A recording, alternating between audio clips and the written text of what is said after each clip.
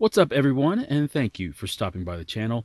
Today's project is this Toro commercial mower, and the problem is that it doesn't want to start. Let's take a good look at it, find out what's wrong with it, and hopefully we can fix it. Now in this video, we try and repair this mower. However, it may not be the exact repair that you need to make to yours. We'll explore other options later in the video. Now, the last time I worked on this mower, I had to change my plans when the pull rope broke on me. Well, I changed the rope to a stronger, thicker one, so it shouldn't break on me anytime soon. Now, there's a lot of different reasons why a mower won't start, ranging from a carburetor problem, spark issues, and even bad gas. So the first thing I want to do is try and start it. Now, there's still some fuel in the tank from the last time it didn't start, so let's choke the carb, pull the rope a couple of times, and see what happens.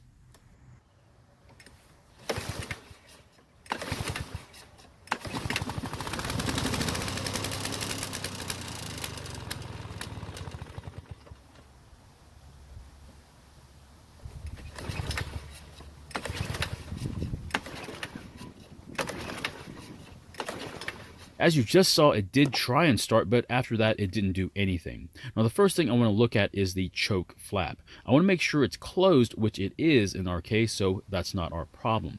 And the first real issue, though, is there's a slight fuel leak. If it's leaking fuel, then air might be getting to some place where it's not supposed to be, so that means we'll need to remove the carburetor and inspect it for any problems.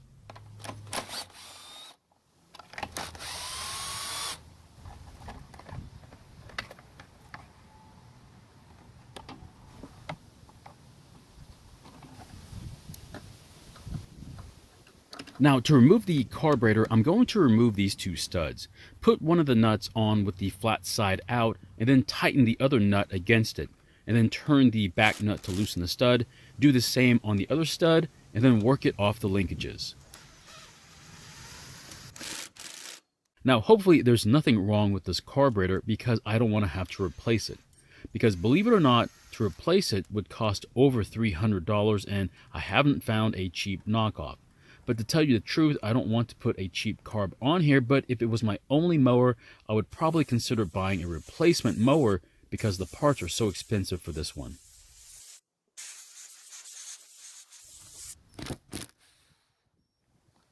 Now, after taking the bowl off, I can see there's some trash at the bottom, which is never a good sign.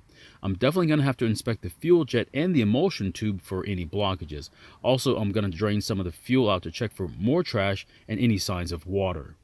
Now, I slowed the video down to point out the trash that's coming out of the tank. Now, this is probably the main reason, if not part of the reason, why this mower won't start.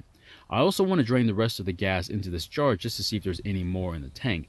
Now, what is strange, though, is that there's an inline filter in the fuel line, and I did remove it and I blew it out, and there wasn't anything in it, though. So here's the rest of the fuel, and I'm not sure what kind of two-cycle oil is in here, but it makes it really tough to tell if the gasoline is discolored. Now, it smells fresh, though, but when I put fuel back in it, I'm going to make sure it's my own fuel, which is ethanol-free and stabilized. So here's our fuel jet, and surprisingly, it's still clear. That means that's not our problem either. Next, I'll take the emulsion tube out and make sure it's not clogged up as well. Now, after taking the emulsion tube out, it looks like those holes are clear as well, so that's not our problem either. So unfortunately, it looks like this is not going to be a clear diagnosis. So this last piece is usually tied to a surging problem when the engine is running. So I don't think that's our problem because it's usually not a starting issue. But I want to make sure it's clear, and the only wire that's small enough to check if it's cleared is from a wire brush. Now, after blowing some air into some of the orifices, I'll put the carburetor back together.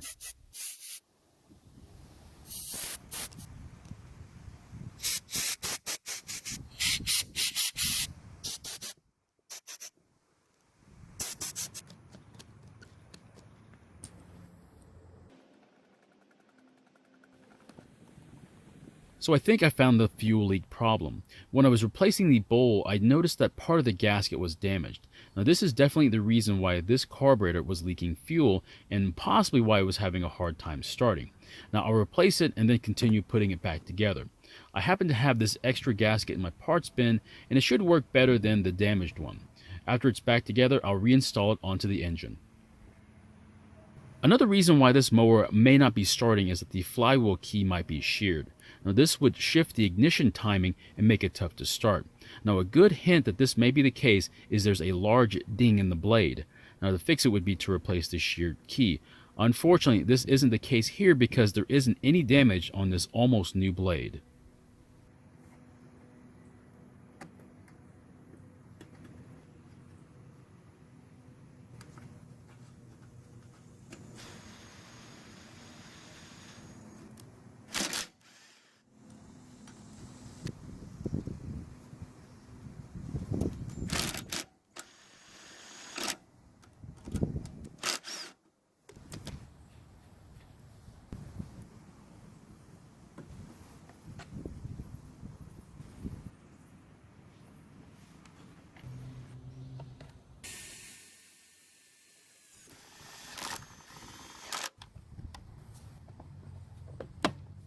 So the last thing I want to do is inspect and probably change the spark plug since I'm not sure when it was last done. Now sometimes carbon can build up on the plug and it might bridge between the electrode and the ground strap, causing it not to spark. So I'm not looking at the rusty outside part of the plug, instead I'm looking at the part that's inside the engine. Now it's kind of hard to tell, but it looks okay and there's nothing there that would keep it from working. However, these don't last forever and it's just cheap insurance to change it. Now I decided to replace the plug with the same model that came out of it. If you're not sure which one you need to get, just take the old one to your local home improvement store and ask for help.